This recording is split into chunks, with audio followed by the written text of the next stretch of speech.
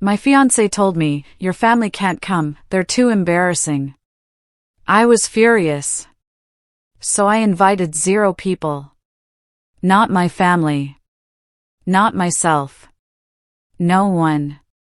She had no idea until she walked down the aisle and saw what I had done. She told me my family was an embarrassment, too loud, too common for our wedding. 2 weeks later, she walked down the aisle, expecting to see me, expecting her perfect day, only to find an empty church. That morning, the air in my brother's apartment felt still, heavy with unspoken anticipation.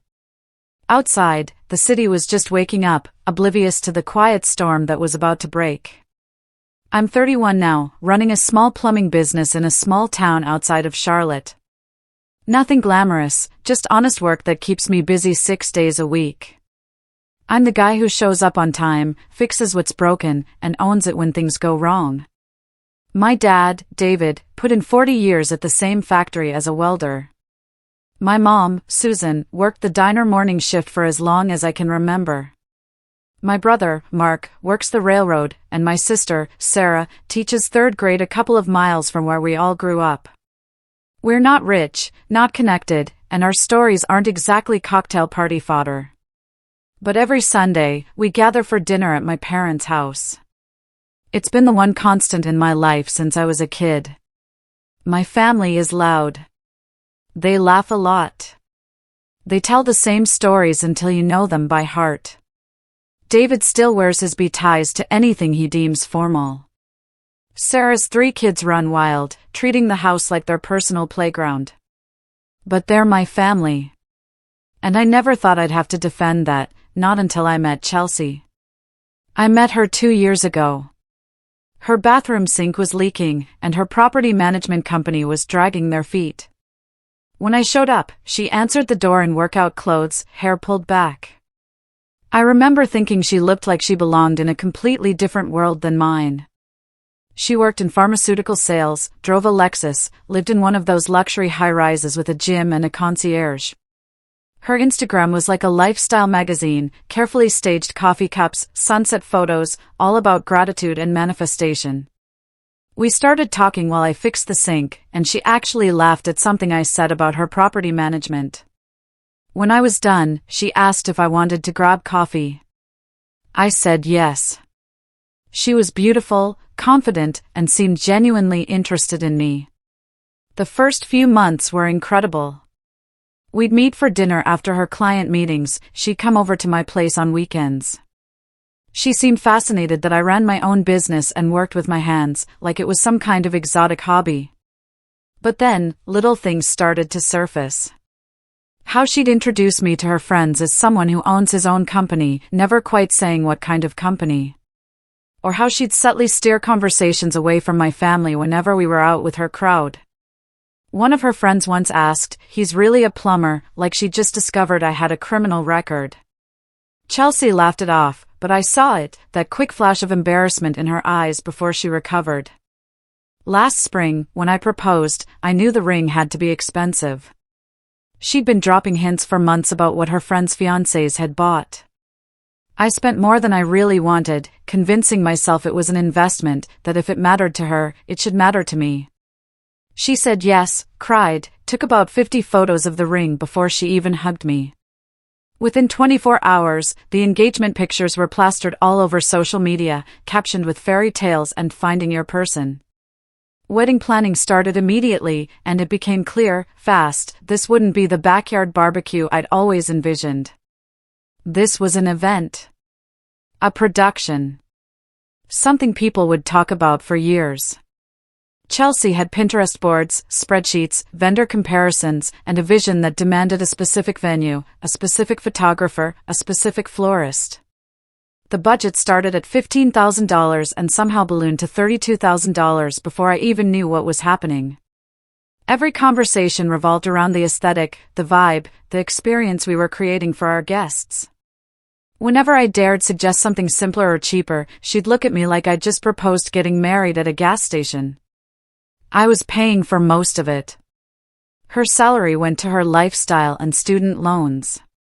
And I didn't really mind contributing. I figured that's what you do when you're building a life together. But I started feeling less like a groom and more like a checkbook with a signature. My family was excited about the wedding. Susan had already started talking about her dress. Sarah volunteered to help with anything and planned to bring her kids. David even joked about finally walking down an aisle that wasn't a courtroom. But Chelsea started making comments. Small things at first, about curating the guest list carefully, or how not everyone understands formal events. I didn't think much of it until she asked how many people I planned to invite from my side. I said probably 40, maybe 50. My immediate family, aunts, uncles, cousins, a few high school buddies like Chris, and some regular clients who'd become friends. She went quiet for a second, then said we needed to discuss the overall composition of the wedding. That's when it hit me. This wasn't about numbers. This was about who my family was. She started picking people apart, one by one. Not directly, of course. Always with concern wrapped in practicality. Like how Susan was so enthusiastic, but would she really be comfortable in a formal setting? Or asking if David had something besides that tie he could wear. Or mentioning that kids at weddings were really disruptive, and couldn't Sarah get a babysitter for the day? I pushed back, defending each person.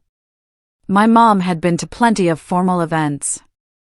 My dad could wear whatever he wanted. My nieces and nephew were family, and they deserved to be there. But Chelsea had an answer for everything.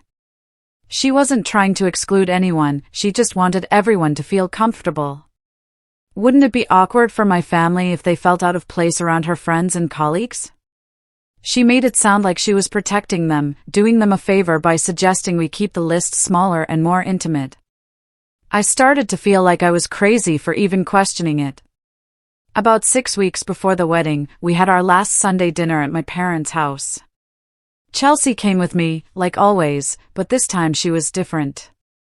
She sat at the table, her phone face down, smiled politely, barely touched the food Susan had spent all afternoon making.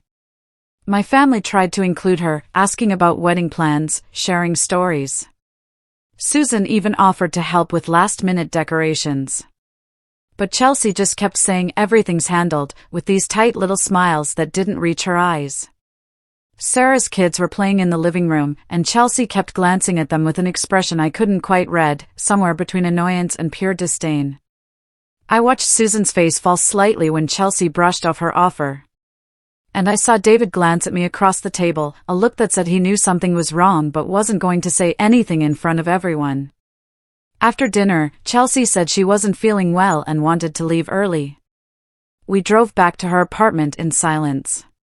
The whole time, I kept thinking about how cold she'd been, how separate she'd made herself from the people I loved most. That night, in her apartment, she finally said what she'd been building up to for months. The way she said it was so calm, so rational, that it almost didn't register as cruel at first. She said we needed to talk about the guest list. I said okay, thinking we were discussing seating arrangements or plus ones. Then she told me she didn't think we should invite most of my family. The room got very quiet. I asked her what she meant. She explained that her friends and colleagues would be there, people important to her career and social circle.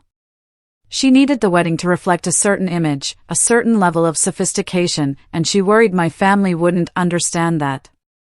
I asked her to be specific. She sighed, like I was making this harder than it needed to be. They don't fit the aesthetic we're going for, she said, and people will judge us if they act like they usually do. I sat there on her white couch, in her perfectly decorated apartment, and I realized. This woman I planned to marry was ashamed of where I came from. Ashamed of the people who raised me. Ashamed of everything that made me me. I didn't yell. I didn't argue.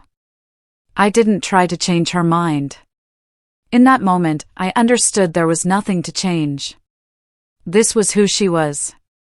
I looked at her, sitting there with her wine glass, her concerned expression, as if she'd just told me we needed to switch caterers, and I just said, okay. She looked relieved, like she'd been expecting a fight and was happy to avoid it. She started talking about how we could still have a small, intimate ceremony with just immediate family and how my parents would understand. But I wasn't really listening anymore. I was already making a different plan. A plan that would cost me a lot of money, probably make me look insane, but would be worth every single consequence. I left her apartment that night and drove straight home. I didn't sleep. I spent the entire night making calls and sending emails. By the time the sun came up, I had canceled everything. I started with the venue. That was the biggest piece, the hardest to undo. When I called them at 7 a.m., the manager sounded confused. Nobody cancels a wedding 2 weeks out. Nobody walks away from a $12,000 deposit. But I told him I needed to cancel immediately, and I understood I'd lose the money. He asked if I was sure, if maybe I just needed to postpone. I said no, absolutely sure.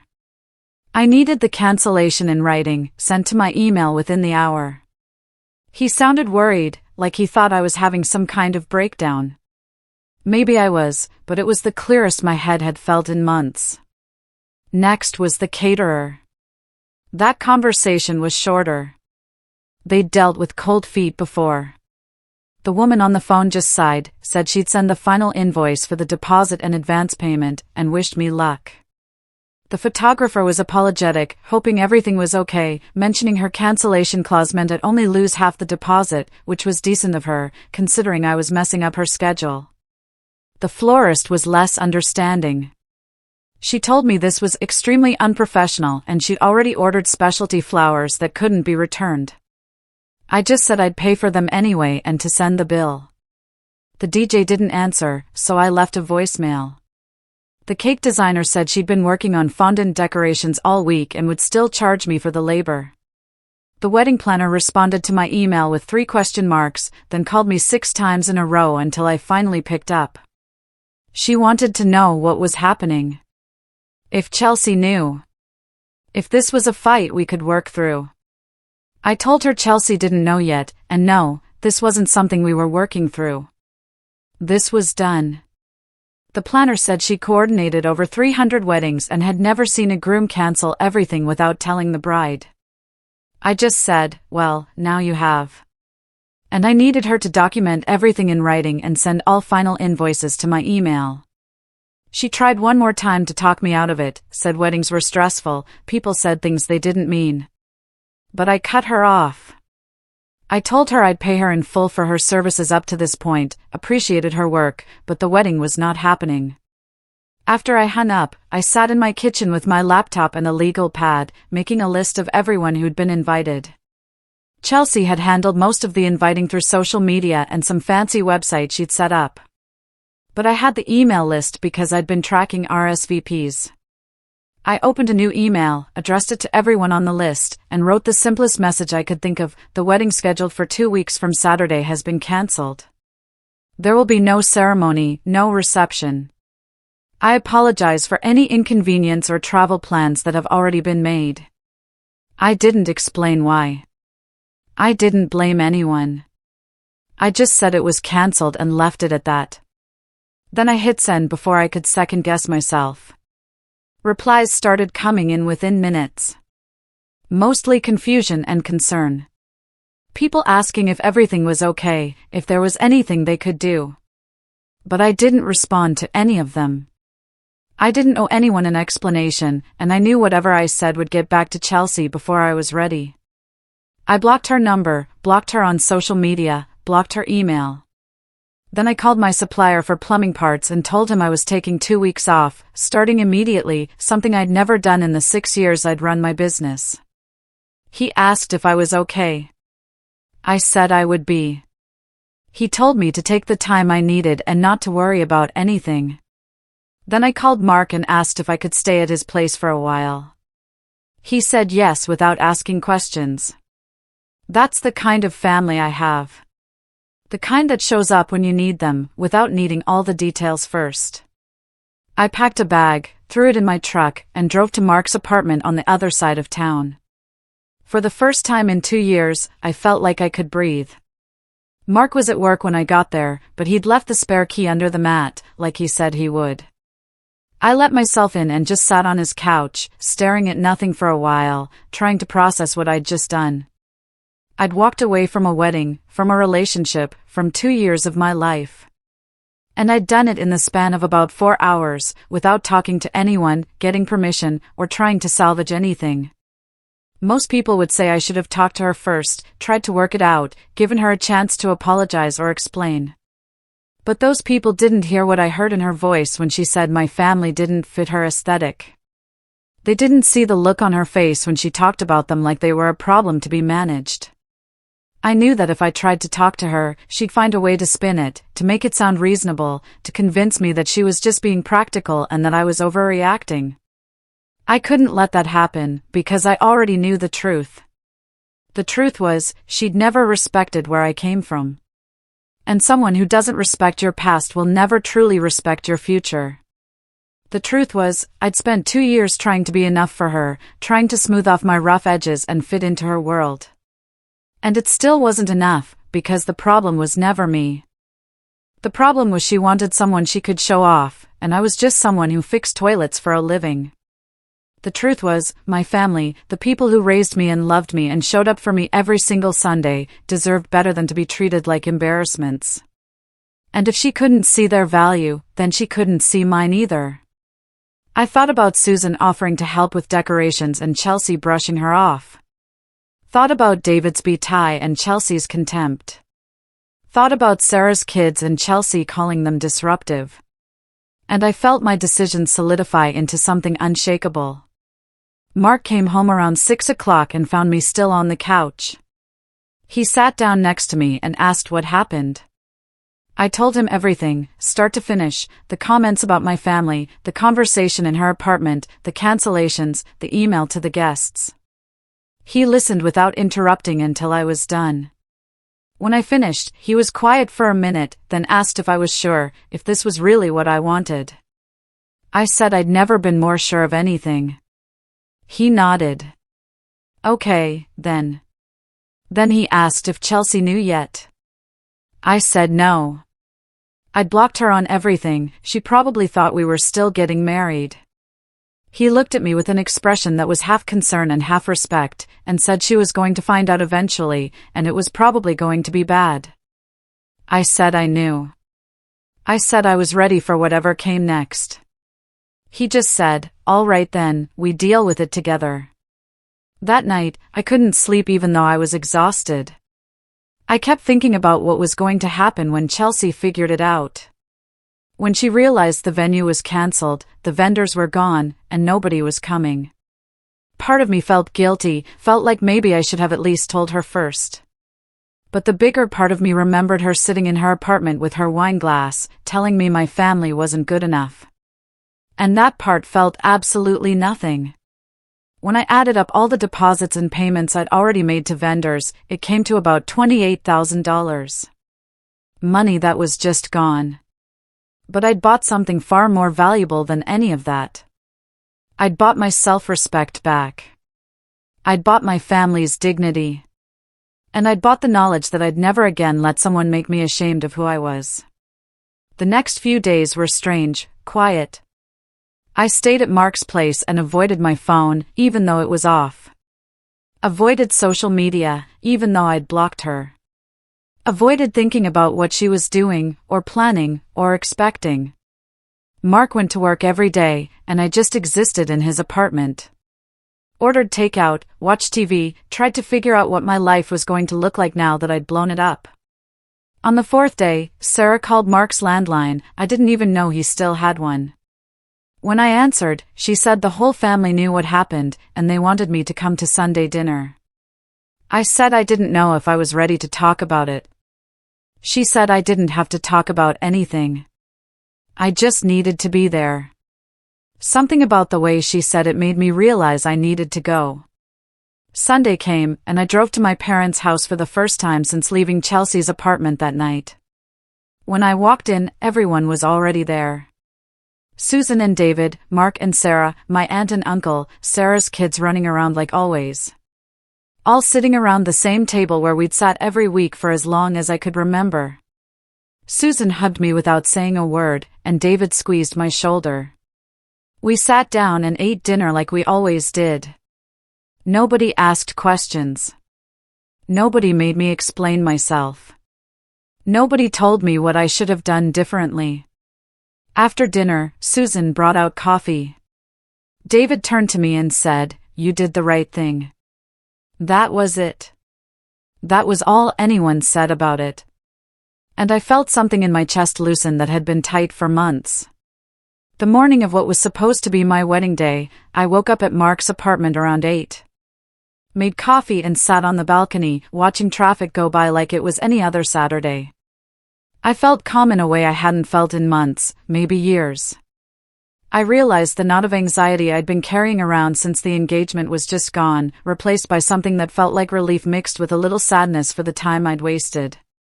My phone was still off, still blocked from everything connected to Chelsea. I had no intention of turning it back on, because whatever was about to happen didn't need my participation. It just needed to happen. Around 10, Mark came out to the balcony with his own coffee and asked how I was doing. I said I was good. Surprisingly good, actually.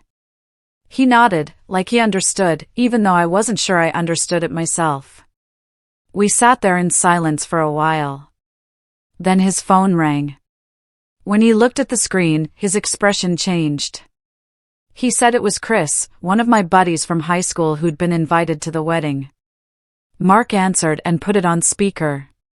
Chris sounded stressed, confused, talking fast about how he'd just gotten to the venue because he wanted to help set up or see if I needed anything.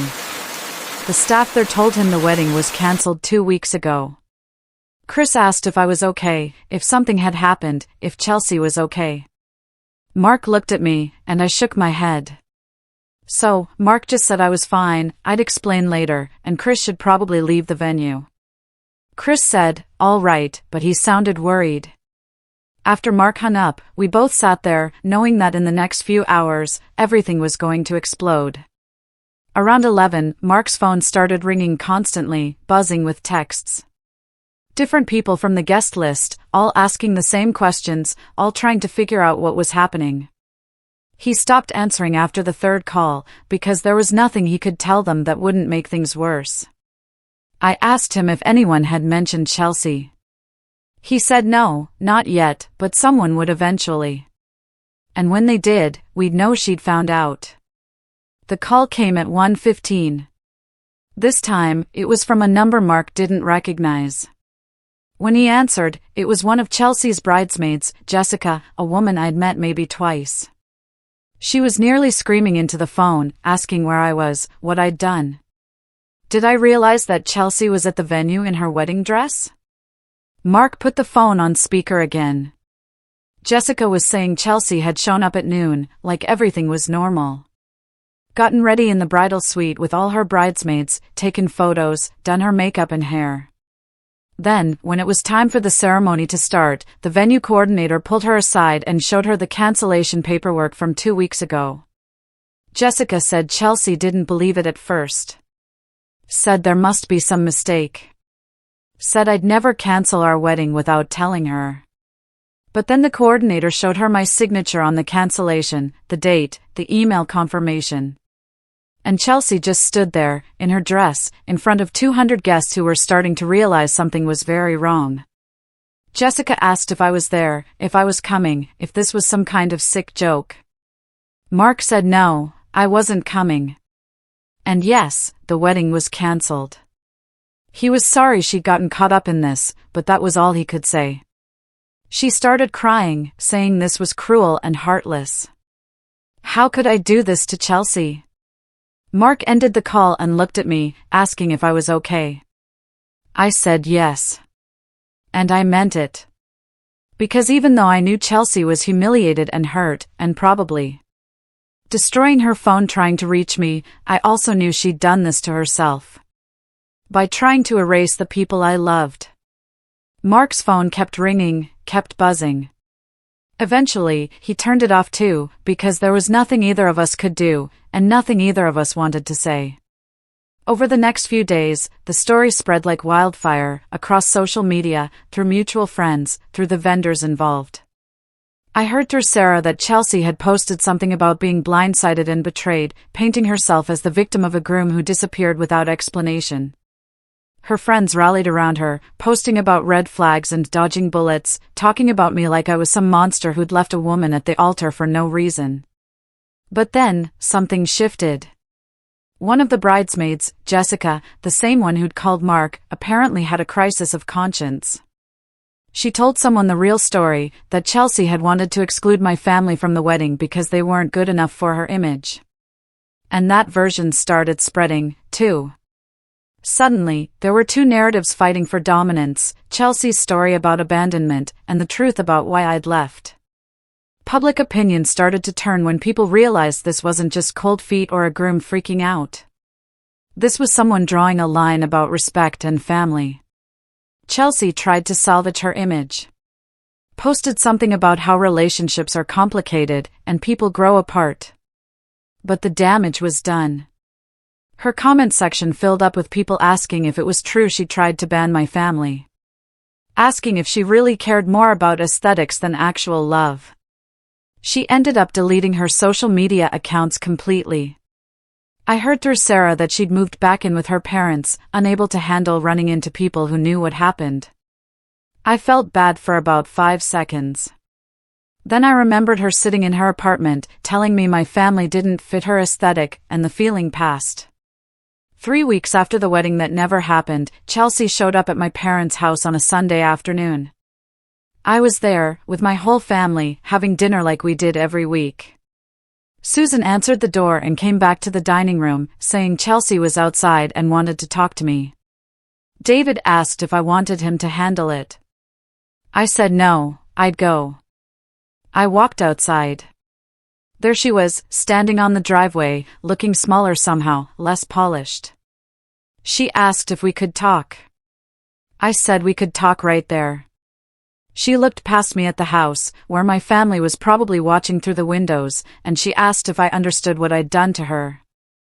If I realized how humiliating it was to stand in front of everyone in a wedding dress, with no groom. I looked at her. Yes, I said. I understand exactly what I did. And I'd do it again. Because someone who's ashamed of your family will never respect who you are. And I'm done apologizing for where I came from. She stood there for another minute, like she was waiting for me to say something else, to give her something she could argue with or fight against. But I didn't have anything else to say. She got back in her car and drove away. I went back inside, where my family was waiting. Susan asked if I was okay. I said yes. Better than I'd been in years. 6 months later, I bought new equipment for my business, hired another guy to help with the workload, and landed a contract with a property management company that keeps me busy 5 days a week. I never heard from Chelsea again. Never saw her at any of the places we used to go. I assumed she'd moved on with her life somewhere else. Mark asked me once if I regretted how I'd handled it, if I wished I'd done it differently. And I told him the truth, the only thing I regretted was not seeing who she really was sooner. But better late than never. Looking back, do you think I handled it the only way I could?